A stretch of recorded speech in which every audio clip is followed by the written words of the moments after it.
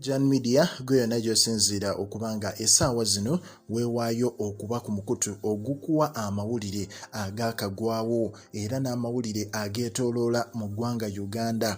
N'essaawa zino nnyingiddewo n'okuwa live update ezigenda maaso mu ggwanga Uganda naye nga seerabidde abantu baffe abali e Dubai, Qatar, Oman, Jordan, South America yonna gy'osinzira East Africa tubagamba kye mukola ky'amaanyi. Mwebale kubanga ku mukutu kwe muli era ne mbagamba nti ndowooza story ya Lumbuye updates zonna muzifuna olw'ensonga buli kigenda maaso tukikuteerayo osobole okubanga buli kimu obeera omu kubasooka okifuna. Naye olunaku olwaleero essaawa zino zennyini eddakiika ntono nnyo essaawa ng'emu n'ekitundu emabegako amawulire agagudde mu ggwanga Uganda ffenna tumanyi nti omukulu amanyiddwa nga Bobi Wine Kyagulanyi oba muyite His Excellency owa National Unity Platform era nga abamu bamuyita principal omukulu oyo kyaddaaki mu ggwanga Uganda essaawa zino mutaka.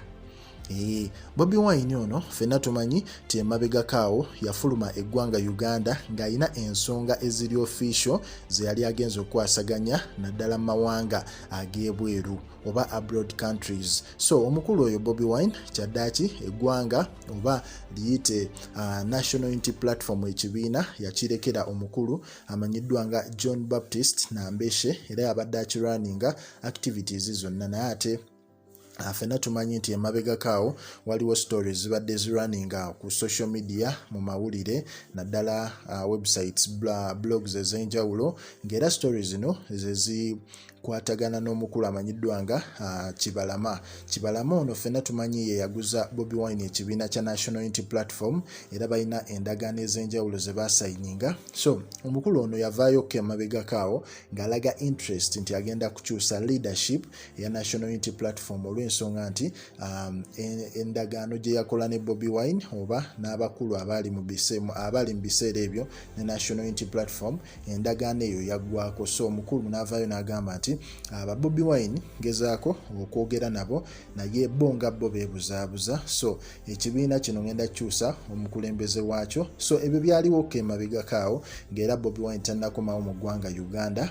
Ne tulaako ne story emu blog emu ya postinga ng'eraga nti omukulu Mathias Mpuuga ngono yakulira oludda oluvuganya gavumenti nti omukulu ono 2026 ayinza okuvaayo naye neyesimba ku ntebe y'okubeera president wa NUP. So tetumanyi naye omukulu mwali mu nyumba president Bobi Wine Kyagulanyi sentamu abasinga amuyita president olw'ensonga nti abaana abasinga naddala ku social media kuno baana ba National Unity Platform, so bamuyita principal ba president. So mu mbeera eyo mu ggwanga essaawa zino yayingidde era essanyu lingi nnyo abantu ab'enjawulo lwakuba nti abantu abakozeemuko bubi n'abanga ayingidde budde bwa kiro. Bagamba nti singa ayingidde obudde obw'emisana ne basobola okubanga bamuyiwako convoy.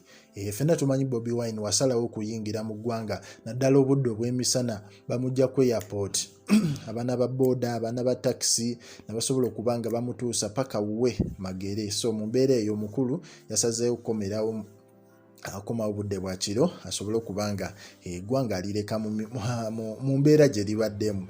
Naye tetumanyi wagenda tandikira olw'ensonga nti alina ensonga nnyingi ez'okwasaganya era nga waliwo n'ensonga y'omu ku basajja be emundu ze omusajja Engeri Fred Lumbuye. Tetumanyi ye ng'omuntu Bobi Wine tafaali kiri agenda teekawo naye nga ku projourn media ffe twagamba updates zonna ezeetooloola mu ggwanga Uganda tuba tuzikutuusaako. Omulimu gw'okulikinga commentinga na kunyiga ku kade osobole okubanga updates zonna tuzisubwa.